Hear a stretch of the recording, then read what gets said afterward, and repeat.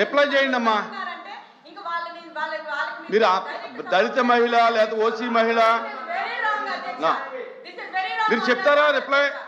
Madam reply చెప్తారు లేదా? నేను చెప్తాను సార్, నేను చెప్పడానికి సిద్ధంగానే ఉన్నా. అంటే అమ్మాయి కదా, మహిళ కదా, ఒక నిమిషం రిప్లై చెప్పండి. మీరు రిప్లై చెప్పాలి. మీరు రిప్లై చెప్పండి.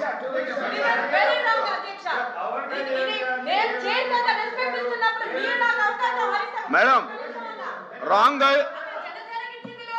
ఇది రాంగ్ రైట్ అనేది మీరు మాట్లాడకూడదు.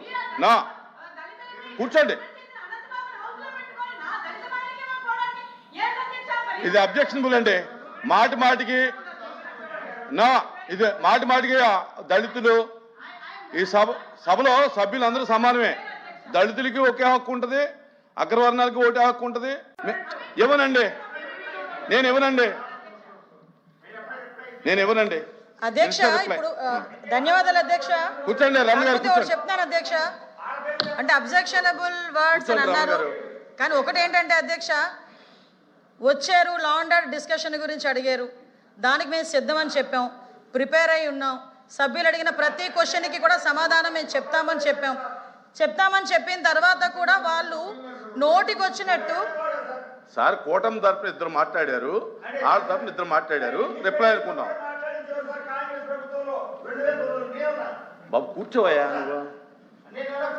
నువ్వు ఒరిజినల్ జనసేనలో ఉన్నావు. కూర్చో కూర్చో కూర్చో కూర్చో కూర్చో కూర్చో. నాకు తెలుసు నువ్వు వైసీపీ.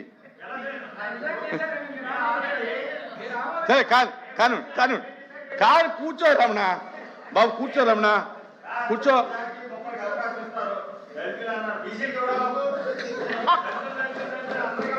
సరే రేపు బిఎస్సీలో మాట్లాడుకుందాం.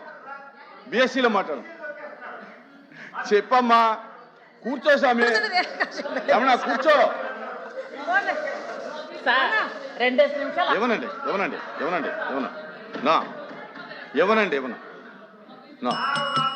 మంత్రి గారు, మీరు రిప్లై అవ్వకపోతే సభను వాయిదా వేస్తాను. సార్ అధ్యక్ష, అమ్మా దయచేసి ప్లీజ్ నేను మాట్లాడతాను. దయచేసి మీకు సమయం లేనందుకు నేను క్షమాపణ కోరుకుంటున్నా. మీ తరపున కూడా నేనే మాట్లాడతా. దయచేసి కూర్చోండి. అధ్యక్ష ధన్యవాదాలు అధ్యక్ష. కాకపోతే అధ్యక్ష ఇది చాలా సీరియస్ ఇష్యూ అధ్యక్ష. ఒక లా అండ్ ఆర్డర్ ఇష్యూ గురించి ప్లీజ్ అమ్మా. రమణ గారు మీకు అనుమతి లేదు, కూర్చోండి. మీకు అనుమతి లేదు, కూర్చోండి. కూర్చో. రిప్లై ఉండమ్మా, ప్లీజ్ రిప్లై ఉండమ్మా. అధ్యక్ష ఇప్పుడు లా అండ్ ఆర్డర్ గురించి షార్ట్ డిస్కషన్ అడిగింది కూడా అందరూ కలిపి బిఎస్సీలో తీసుకున్న నిర్ణయం. అన్నా ప్లీజ్ అన్నా, ప్లీజ్ నా మాట ప్లీజ్ అన్నా. బిఎస్సీలో నిర్ణయం తీసుకుని ఆ సభ్యులు కూడా ప్రిపేర్ అయ్యి ఏదో మాట్లాడదామని వచ్చున్నారు. ఇక్కడ మా సభ్యులు కూడా ప్రిపేర్ అయ్యి మాట్లాడారు. నేను కూడా ప్రభుత్వం తరపున రిప్లై ఇవ్వడానికి సిద్ధంగా ఉన్నానని చెప్పేసి నేను కూడా చెప్పడం జరిగింది. ప్రతి ఒక్కరికి కూడా ఈ కాపీని కూడా మేము సర్వ్ చేయడం జరిగింది. నేను వాళ్ళు మాట్లాడుతున్నప్పుడే మిమ్మల్ని ఒక అప్పీల్ అడిగాను అధ్యక్ష. దానిలో భావం ఏంటంటే కంపల్సరీగా మేము వాస్తవాలు మాట్లాడుతుంటే వినే ఓపిక ఉండకుండా డెఫినెట్గా వాళ్ళు ఏదో ఒక వంక పెట్టుకొని వాకౌట్ చేస్తారని నాకు ఉన్న 6 సెన్స్ పనిచేసింది. కాబట్టి ఇందాక మిమ్మల్ని ఒక్కసారి అవకాశం ఇవ్వండి అధ్యక్ష, అది కూడా నేను మైక్లో రికార్డ్ అయ్యేటట్టుగా చెప్తానని చెప్పి మిమ్మల్ని అడగడం జరిగింది అధ్యక్ష. అదే జరిగింది అధ్యక్ష. ఏ వంక లేని తప్పు దయచేసి క్షమించాలి. ఓడు ఉపయోగించవచ్చో లేదో తెలీదు. ఏ వంక లేకపోతే డొంకబట్టి ఏడ్చారట కొంతమంది. కానీ పరిస్థితి ఎలా ఉంది అధ్యక్ష, ఈరోజు సోము వీర్రాజు గారు ఏదో మాట్లాడితే ప్రధానమంత్రి గారి టూర్ గురించి దాన్ని బేస్ చేసుకొని ఈరోజు వీళ్ళు వాకౌట్ చేసే పరిస్థితి వచ్చిందంటే లా అండ్ ఆర్డర్ మీద మేము మాట్లాడితే విని తట్టుకోలేని పరిస్థితి వాళ్ళకు ఉందా అధ్యక్ష? దానికో సమాధానం చెప్పాలి. వాళ్ళు వాకౌట్ చేశారంటేనే దాని అర్థం అధ్యక్ష. ఈ రోజు సుమారుగా 6% క్రైమ్ రేట్ తగ్గించామని మేము గర్వంగా చెప్తుంటే ఇష్టానుసారంగా అక్కడ కూర్చొని వెబ్సైట్ పనిచేయట్లేదు, 112 కింద టైంలో వచ్చింది, వాటన్నిటికీ నేను సమాధానం పెట్టుకున్నాను అధ్యక్ష. అవన్నీ విని ఓపిక ఉండాలి. లేనిపోయిన ఆరోపణలు వేస్తాడు ఒక సభ్యుడు వచ్చి, ఏదేదో ఎవరి గురించో మాట్లాడి ఆ డబ్బులందని ఈ డబ్బులందని అని ఏది పడితే అది మాట్లాడేస్తే విని ఊరుకోవడానికి అధ్యక్ష ఈరోజు ప్రభుత్వం ఉంది. ఈరోజు గవర్నమెంట్ మేము ఒకటి ఎన్డీఏ గవర్నమెంట్ బయటకు వచ్చిన తర్వాత ఒక విషయం చెప్పి నేను స్టార్ట్ చేశాను అధ్యక్ష. మాట్లాడితే ఆ సభ్యుల్లో చాలామంది రెడ్ బుక్ అన్నారు. ఎస్, నేను రెడ్ బుక్కి కన్ఫైన్ ఉన్నా. మా లోకేష్ బాబు గారు ప్రతిపక్షంలో ఉండేటప్పుడు యువగలం పాదయాత్ర సందర్భంగా ప్రతి మీటింగ్ లో కూడా తీసుకెళ్లి రెడ్ బుక్ చూపించారు. ఆ రెడ్ బుక్ చూసి నమ్మారు కాబట్టి 164 సీట్లు మా ఎన్డీఏ గవర్నమెంట్ వచ్చింది అధ్యక్ష. ఆ రోజు శాంతి భద్రతలు కాపాడుతాం నమ్మకం మా ఎన్డీఏ కూటమి సభ్యుల మీద ప్రజలకు ఉంది. ఆ రెడ్ బుక్ ద్వారానే అన్యాయం చేసిన ప్రతి ఒక్కరిని శిక్షిస్తామని ప్రజలు నమ్మున్నారు. ఆ రెడ్ బుక్ ద్వారానే ఎవరైతే అన్యాయాలు చేశారో వాళ్ళందరినీ జైలుకు పంపిస్తారని చెప్పి ప్రజలు నమ్మున్నారు. ఆ నమ్మకంతోనే ఈ రోజు వరకు కూడా మమ్మల్ని ప్రజలు ఆశీర్వదిస్తున్నారు, ఈ రోజు వరకు సపోర్ట్ చేస్తున్నారు. ఆ రెడ్ బుక్ వల్లే. ఆ రెడ్ బుక్ చూసి భయపడిపోయి దాని గురించి మాట్లాడి మేము రిప్లై ఇస్తే వినే ఓపిక లేక ధైర్యం లేక వాకౌట్ పేరిట పారిపోతే ఈరోజు మేము ప్రజలకు సమాధానం చెప్పాల్సిన అవసరం ఉంది అధ్యక్ష. ఈరోజు సభ ద్వారా ప్రజలకు సమాధానం చెప్పాలి. మీకు సమాధానం చెప్పినా కూడా వినే ఓపిక మీకు ఉండదు, వినే పరిస్థితి మీకు ఉండదు, వినే స్థాయి కూడా మీది కాదు. కాబట్టి ప్రజలకు సమాధానం చెప్తున్నాను అధ్యక్ష. ఈరోజు మా గవర్నమెంట్ కూడా దుష్ట శిక్షణ శిష్ట రక్షణ అనే నినాదంతోనే ఉంది అధ్యక్ష.